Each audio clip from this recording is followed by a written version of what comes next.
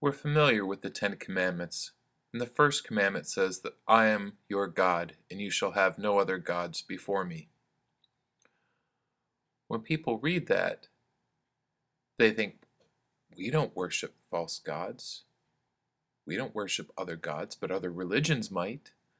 Well, that's true. In the United States, we tend not to do that. However, we still do worship many false gods. Let me give you some examples of how we do that. Look at money. In our country, so many people work so hard because they want to earn money, because they think it's important and will buy them happiness.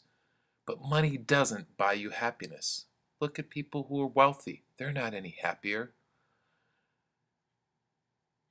Look at sports. So many people watch TV and watch sports on TV and become obsessed and don't want any other distractions. The only thing they want to do is focus on sports. Even on holidays like Thanksgiving or Christmas, it's all about the sports. It's not about the family get-together anymore. That in itself is like worshiping a false god.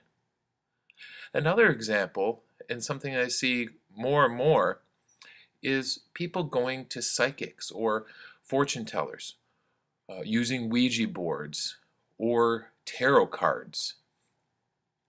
People want to know their future. That is a very risky business. Jewish religion is thousands of years old, and it warns very fervently against doing that. The Catholic Church is 2,000 years old, and it also warns us to avoid those things. Why is it so dangerous for us to want to know our future and depend on those things? Because when we get curious about that, and people start telling us, whether it's true or not, we start to believe it and we get hooked and we become dependent. Like we need them to tell us what to do. If we want to go do something, for example, fly to California, we have to go check with our psychic or fortune teller to make sure that it's okay. So all our trust gets shifted into all of that, and it takes us away from God.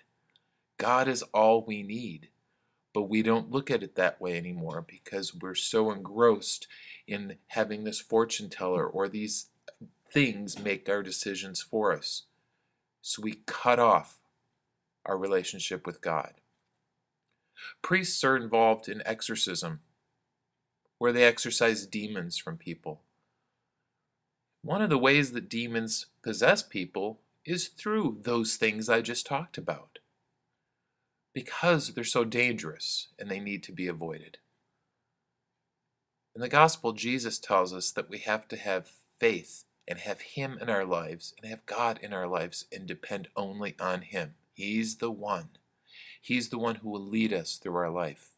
He's the one who will lead us to everlasting life, which means we have to learn to trust Him and let Him be our God because He knows what He's doing. Now, how can we know Him more?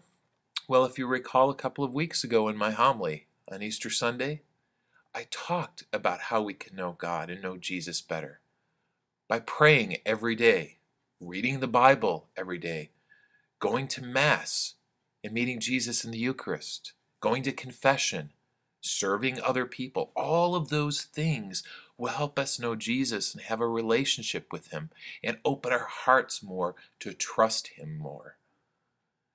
And it's interesting how I notice there's so many people who are involved in that whole psychic arena, and I'm not judging them, but I really don't think they know God or know Jesus.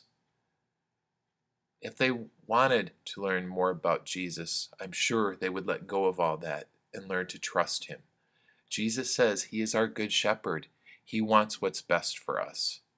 Trust Him. Let Him be our God. Thank you, and God bless you.